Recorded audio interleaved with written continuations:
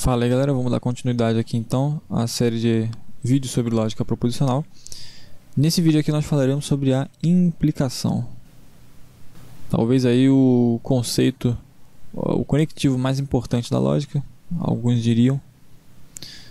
A implicação ela é representada por essa setinha aqui, geralmente você vai encontrar.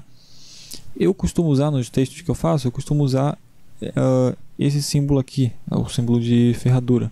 Eu acho esteticamente mais agradável e essa setinha aqui ela é usada em cálculo de sequentes e ela significa outra coisa. Talvez eu faça vídeo sobre isso no futuro, mas ela significa outra coisa, então eu optei por usar essa daqui. Só que isso aqui é meio ruim de fazer à mão, né? Às vezes fica meio zoado assim, então eu acostumei a usar a seta, beleza? Mas enfim, significa a mesma coisa basicamente. E a implicação ela é um conceito muito importante mesmo, então preste atenção nesse vídeo aí. O que a implicação nos diz? Eu vou fazer já aqui no começo, eu já vou fazer a tabela verdade dela, porque como a gente já tratou sobre tabela verdade nos outros vídeos, eu acho que é um conceito que é mais tranquilo de a gente entender por aqui. Beleza? Então eu vou fazer aqui.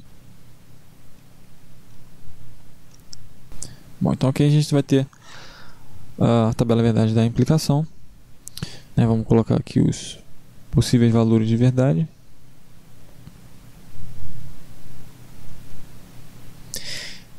Beleza, e agora a gente tem isso daqui. Eu vou fazer o seguinte, eu vou colocar aqui alguns exemplos de frases e depois eu vou fazer uma explicação melhor. Beleza, então eu coloquei esses 4 exemplos aqui de sentenças, certo? Se você reparar, todas elas têm essa partícula condicional, se. Eu poderia, depois da vírgula, eu poderia colocar um então aqui também, é muito comum, eu deveria ter colocado. Se então. Então, todos eles têm essa partícula C aqui, a partícula condicional. E a gente vai identificar a implicação geralmente por essa partícula aqui. Eu vou fazer um vídeo só sobre formalização, só sobre como você consegue pegar frases das linguagens naturais e transformar ela em lógica, mas geralmente você vai ter alguma coisa como isso daqui. Então, legal. O que tem em comum nessas 4 sentenças que eu coloquei aqui? Como eu já falei, todas elas são sentenças condicionais, Então a gente vai ver aqui que tem um antecedente e tem também um consequente. Deixa eu usar uma outra cor aqui. Tem um consequente. Certo? Enquanto que aqui a gente tem o antecedente. Beleza? Então a gente já consegue ver aqui que se tratam de proposições compostas, certo? E elas são compostas e elas são conectadas justamente pelo conectivo de implicação, que é essa setinha aqui. Então nesse primeiro caso aqui eu estou dizendo, se chover, choverá. Como que a gente formaliza isso? Bom, se chover, eu vou chamar isso de P. Se chover, então choverá. Como eu disse, a gente não está falando de lógica temporal aqui. Então o tempo verbal aqui não faz diferença nesse exemplo. Tá? Em lógica proposicional, talvez não. Existem exemplos em que o tempo faz diferença, mas eu estou dizendo que nesse caso aqui não faz. Certo? Então, se chover, choverá, eu posso representar as duas como sendo P. São a mesma proposição. Beleza, essa aqui é a formalização da primeira. A segunda, eu estou dizendo que se chover, então a rua molha. Beleza, então se chover, P também, a rua molha. Aqui a rua molhar, o fato de a rua molhar vai ser representado por outra proposição. No caso aqui vai ser que. Certo? Vamos falar aqui então agora do terceiro. Se fulano é casado, então se fulano é casado, vou representar isso pela letra C. Então fulano é homem. Representar isso aqui pela letra H. E quarta e última proposição. Se o Flamengo ganhar, se o Gabigol fizer gol, então eu te dou R$100. Então se o Flamengo... Eu vou colocar um G aqui, porque o F geralmente ele é usado para representar o valor de verdade falso. Então vou colocar um G de Gabigol aqui. Se o Flamengo ganhar, te dou R$100. Te dou, né? Dê aqui de dar. Beleza, então a gente meio que formalizou aqui, né? Fica meio esquisito, porque, bom, aqui na terceira proposição a gente está falando a mesma coisa, a gente está falando sobre o mesmo indivíduo, fulano e fulano. Mas aqui na formalização, se a gente vê, são sentenças que parece que são completamente diferentes, né? Bom, pois é, essa é a lógica proposicional. A gente poderia dizer, por exemplo, que se fulano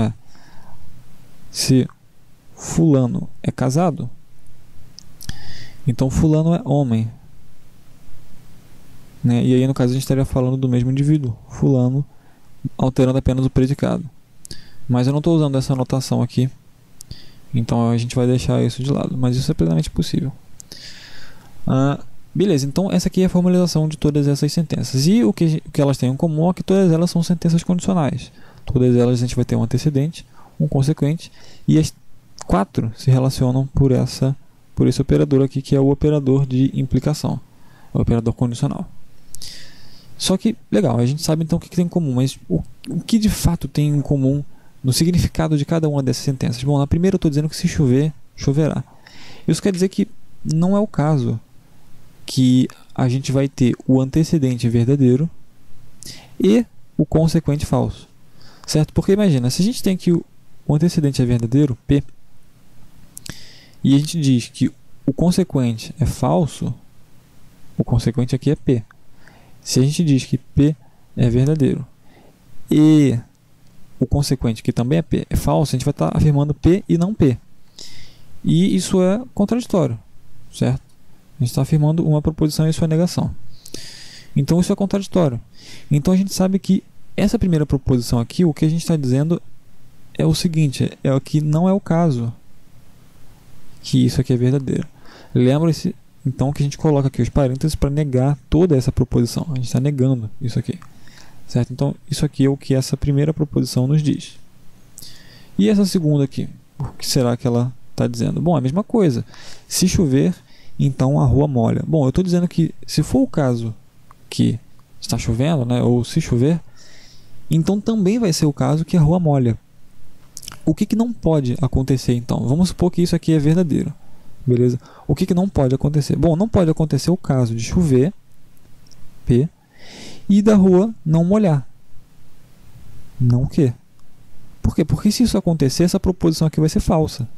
Certo? Então, o que não pode acontecer é isso aqui. Então, a gente pega e nega. A gente está dizendo que não é o caso que isso aqui é verdadeiro.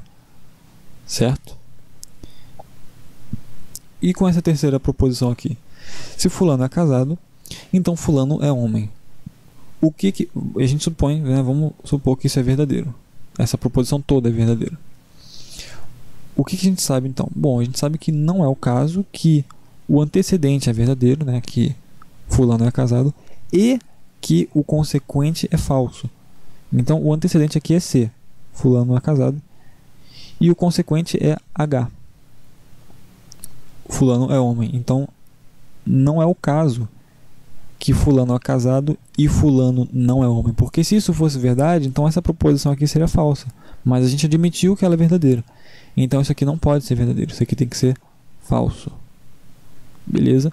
E por último, mas não menos importante, a gente tem essa última proposição aqui. Se o Flamengo ganhar, então te dou, né, ou eu te dou R$100. Vamos supor que isso aqui é verdadeiro, certo? É uma promessa verdadeira. Eu estou de fato dizendo que se o Flamengo ganhar, eu te dou R$100. O que não pode acontecer então, se a gente sabe que essa sentença é verdadeira? Bom, não pode acontecer o caso de o Flamengo ganhar e eu não te dar R$100. Porque se isso acontecer, se o Flamengo ganhar e eu não te dar R$100, então isso aqui não era verdadeiro, era uma promessa falsa. Ou poderia até ter sido verdadeiro no momento, mas eu mudei de ideia depois. Em algum momento ela vai ter que ser falsa, certo? Então não pode acontecer o caso de o Flamengo ganhar e eu não te dar R$100. Então não pode acontecer isso daqui. Então aqui a gente vê que a gente consegue converter essas proposições, na verdade, né, que são condicionais, em sentenças que são a negação de uma conjunção. Que conjunção é essa? Bom, a conjunção do antecedente, que é o que vem antes da seta, com o consequente, que é o que vem depois da seta. Com a negação do consequente, perdão. Então, a gente vê que existe essa... Parece que é uma equivalência, né? A gente vai verificar depois na tabela a verdade e vai ver que é exatamente isso. mas a princípio parece que é equivalente. Só que existe uma diferença bem sutil entre cada uma dessas proposições aqui. Eu não sei se você chegou a perceber. Olha só, nesse primeiro caso aqui, a gente tem uma tautologia, certo? A gente está dizendo que se chover, choverá. Não tem como isso aqui ser falso. Então, eu vou enumerar aqui, né? Esse aqui é o primeiro, esse aqui é o segundo, terceiro e quarto. Deixa eu mudar a cor aqui para ficar um pouquinho diferente. Eu vou botar um rosa aqui muito bonito. E a gente vai falar aqui então do primeiro. O que o primeiro está dizendo? Bom, o primeiro está dizendo que se chover, choverá. Isso aqui é uma tautologia. Uma verdade lógica isso, certo? Legal. Já o segundo, o que ele nos está dizendo? Bom, está dizendo que se chover, a rua molha. Bom, o fato de chover então aqui é a causa de a rua molhar. Então aqui nesse caso, essa sentença condicional está expressando uma relação de causalidade entre o antecedente e o consequente. Legal? Nesse terceiro caso aqui, a gente tem que se fulano é casado, então fulano é homem. O que isso aqui nos quer dizer? Como que a gente sabe que isso aqui é verdadeiro? Bom, por causa disso aqui, ó. Casado. Essa palavra aqui, ela está concordando em gênero com o gênero masculino. Então, se a gente sabe que ele é casado e não casada, se a gente sabe que ele é casado, a gente sabe que ele é homem. Isso aqui é uma implicação semântica. Certo? Por quê? Porque se nós sabemos o significado de casado, então se a gente sabe que fulano é casado, a gente sabe imediatamente que o fulano é homem. Porque uma implicação semântica desse predicado aqui, casado, é que o indivíduo sobre o qual ele está predicando seja homem também. Beleza? Então é uma implicação semântica. E, por último aqui, no quarto, temos que se Flamengo ganhar, te dou R$100. Bom, nesse caso aqui, isso não é nenhuma tautologia, muito menos uma relação de causalidade e, menor ainda, uma implicação semântica. Isso aqui, na verdade, é uma decisão pessoal, certo? Então eu estou dizendo que se tal coisa acontecer, eu decidi que eu vou te dar R$100. Beleza? Então, olha só, que coisa interessante. A gente tem aqui 4 casos bem diferentes de sentenças da língua portuguesa que utilizam essa estrutura, se então, né, a estrutura condicional, e são casos totalmente diferentes. A primeira é a tautologia, a segunda é uma causalidade, a terceira é uma implicação semântica e a quarta é uma decisão pessoal. E mesmo sendo proposições com tipos, né, semânticos completamente diferentes, a gente formaliza elas como? Do mesmo jeito, no sentido de ser uma letra, né, por exemplo, phi, implica em psi. Né? No caso aqui seria uma fórmula qualquer. Mas a gente sempre segue essa forma aqui, mesmo elas representando coisas tão diversas como tautologia, causalidade, decisão pessoal e implicação semântica. São coisas que aparentemente não tem nada a ver uma coisa com a outra, mas quando a gente formaliza, a gente trata elas como se fosse a mesma coisa. Por que isso acontece? Bom, porque a lógica é uma linguagem formal, certo? A gente, inevitavelmente, quando a gente faz a formalização, a gente acaba perdendo certas informações. Então, aqui a gente consegue perceber o que aconteceu, né? Porque a gente tem a sentença em português e a gente traduziu do português para a lógica. A gente consegue ver o que aconteceu. Mas se fosse o contrário, se eu dissesse, por exemplo, que P... não, eu nem vou te dizer o que é. Eu nem vou te dizer. Eu vou te dizer só que é verdade, por exemplo, que R implica em S. Estou dizendo isso daqui. Eu peço para você me dizer qual dessas 4 opções aqui essa implicação satisfaz. Ela é uma relação de implicação semântica? Ela é uma tautologia? Ela é uma relação de causalidade? Estou dizendo que se R o fato de R acontecer é a causa de S acontecer? Não dá para saber. Não dá para saber. Porque, como eu falei, quando a gente formaliza, a gente perde informação. Então, essa informação aqui, que é uma informação do mundo, é uma informação extralógica, a gente não consegue captar ela apenas analisando a forma lógica. A gente precisa de coisas a mais, certo? Então, quando a gente formaliza, a gente perde essa informação. Essa coisa a mais, ela é perdida. Então, uma vez que você tem a proposição formalizada, você não consegue mais saber, né? Se você, claro, ignorar o que você sabia dela antes, você não consegue mais saber qual dessas relações aí qual dessas relações que a implicação está demonstrando, certo? Então, vamos voltar aqui em cima e finalmente vamos fazer essa tabela verdade aqui. E aqui é bem importante você prestar atenção, porque a tabela verdade da implicação ela é um pouco contraintuitiva, eu vou dizer assim. Certo? Então vamos lá. O que a gente disse aqui é o seguinte. A gente está dizendo que não é o caso, né? A gente viu aqui que não é o caso que o antecedente é verdadeiro e o consequente é falso. Em todos eles seguem esse padrão. Então vamos olhar aqui na tabela verdade e vamos ver que nos casos em que isso aqui for verdadeiro, a implicação vai ser verdadeira. Beleza? Então vamos ver aqui no primeiro caso. No primeiro caso a gente tem que P, que é o antecedente, é verdadeiro e Q é verdadeiro. Bom, não é o caso que o antecedente é verdadeiro e o consequente é falso, porque aqui o consequente é verdadeiro. Então nessa primeira interpretação aqui, a gente vai ter que a implicação é verdadeira. Beleza, nessa segunda interpretação aqui, o que a gente tem? Bom, a gente tem que o antecedente P é verdadeiro e o consequente Q é falso. Opa, mas calma aí, isso aqui é exatamente o que a gente está dizendo que não pode acontecer. A gente está dizendo que não é para que isso aqui seja verdadeiro, não é o caso que o antecedente é verdadeiro e o consequente é falso. Só que aqui a gente tem o antecedente verdadeiro e o consequente falso. Então aqui vai ser falso. Certo? Legal. Agora a gente tem aqui, no terceiro e no quarto caso, a gente tem uma coisa que é um pouco esquisita. A gente tem aqui que o antecedente é falso. Bom, se a gente olhar aqui nas nossas cláusulas, que na verdade é uma só, a gente está dizendo só que para que isso aqui seja verdadeiro, não pode ser o caso que o antecedente é verdadeiro e o consequente é falso. Mas se a gente olhar aqui, nas cláusulas, nas interpretações 3 e 4, o antecedente é falso. Se o antecedente é falso, a gente tem que isso aqui é falso. Então, se isso aqui é falso e a gente está fazendo uma conjunção, a gente sabe já que essa conjunção aqui vai ser falsa, porque a gente tem pelo menos um deles que é falso. No caso é o antecedente, que no 3 e no 4 são falsos, como a gente está vendo aqui. Certo? Então, a gente tem aí que essa conjunção vai ser falsa. Só que aqui, ó, repara que a gente está negando. Então, a gente está negando uma coisa que é falsa e isso aqui vai retornar verdadeiro. Então, nos casos em que o antecedente é falso, a gente vai ter que isso aqui é verdadeiro. Beleza? Então, essa aqui é a tabela verdade da implicação. Então, eu vou escrever aqui, né, o que eu escrevi das outras vezes, que são as condições de verdade.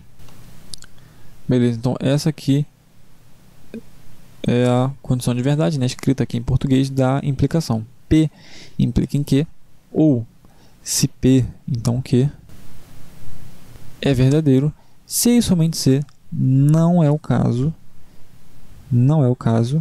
que P é verdadeiro e Q é falso. Ou seja, não Q é verdadeiro. Né? Dizer que Q é falso é a mesma coisa que dizer que não Q é verdadeiro. Então, essas aqui são as condições de verdade. Beleza? E a gente consegue ver isso aqui pela tabela verdade também. Só que aqui tem uma coisa que é muito estranha na lógica clássica. Que é o seguinte, como a gente consegue ver aqui, se o antecedente do nosso condicional for falso, a gente tem que o nosso condicional é automaticamente verdadeiro. Você vê que em ambos os casos ele já é verdadeiro. Então isso quer dizer que se a gente fizer alguma coisa tipo isso aqui,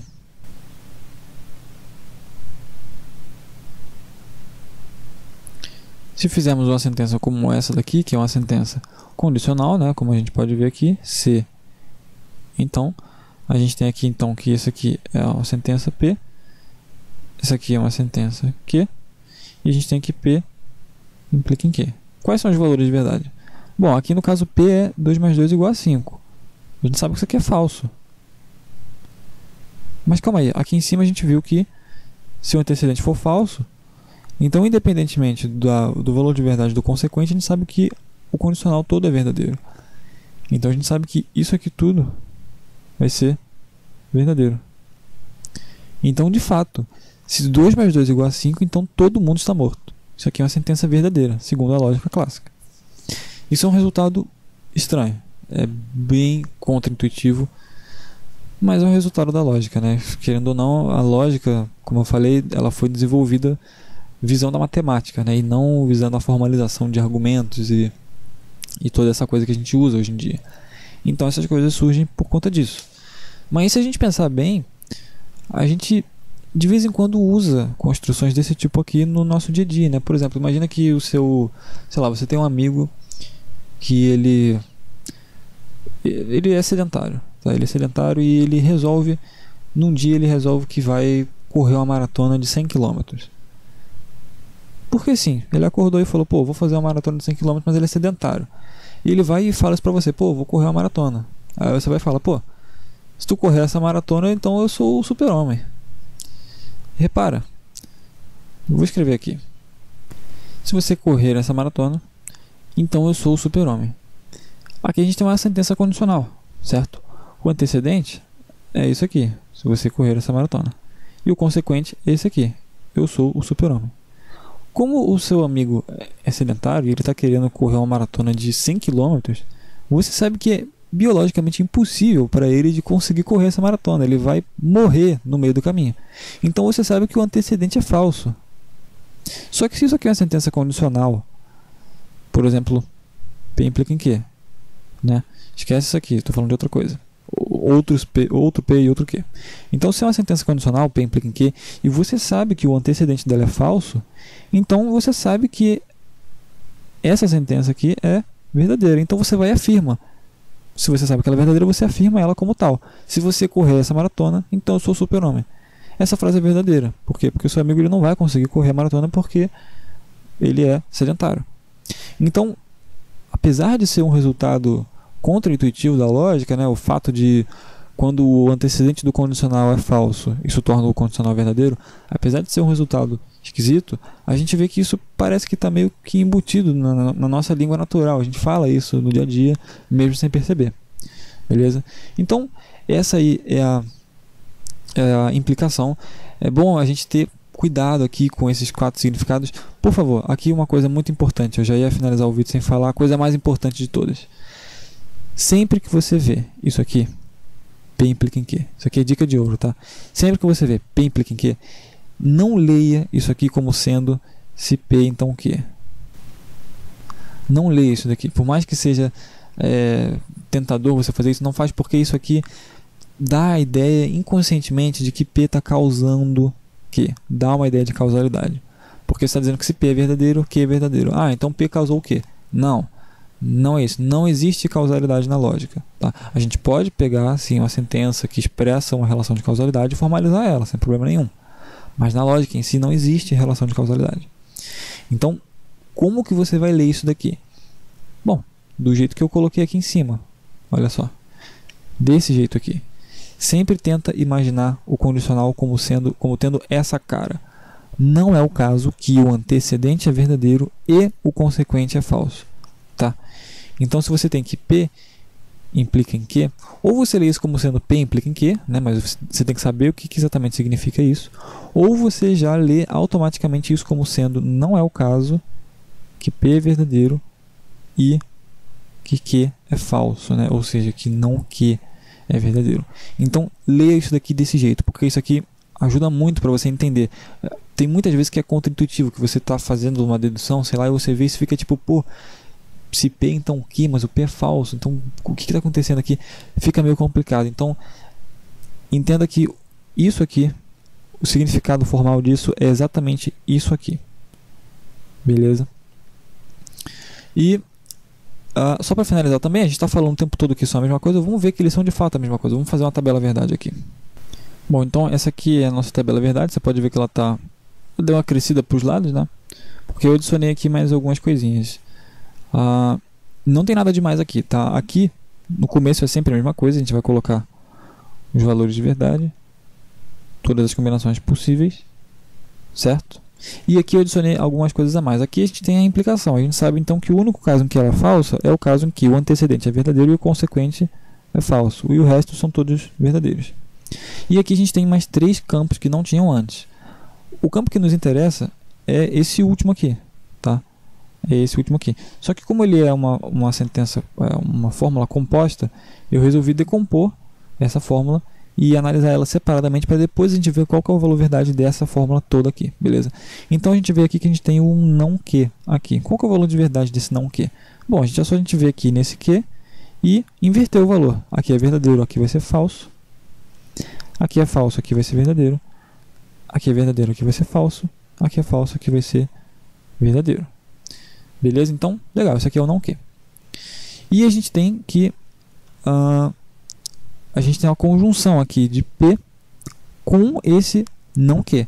Então a gente vai ter que pegar aqui agora o P, analisar o P e analisar o não que e fazer a conjunção de ambos aqui, a conjunção, certo? Legal. A gente sabe que a conjunção ela retorna verdadeiro apenas no caso em que ambos são verdadeiros. Então vamos ver aqui se existe esse caso. Bom, aqui no primeiro caso P é verdadeiro e Q é falso. Então a gente sabe que isso aqui é falso. No segundo caso P é verdadeiro e não Q também é verdadeiro. Então legal, então aqui a gente tem que isso aqui é verdadeiro. No terceiro caso a gente tem que ambos são falsos.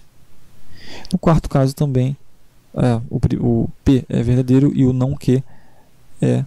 Perdão, P é falso e não Q é verdadeiro. Então isso aqui é falso porque essa conjunção só é verdadeira se ambos forem verdadeiros. Então apenas nesse caso aqui.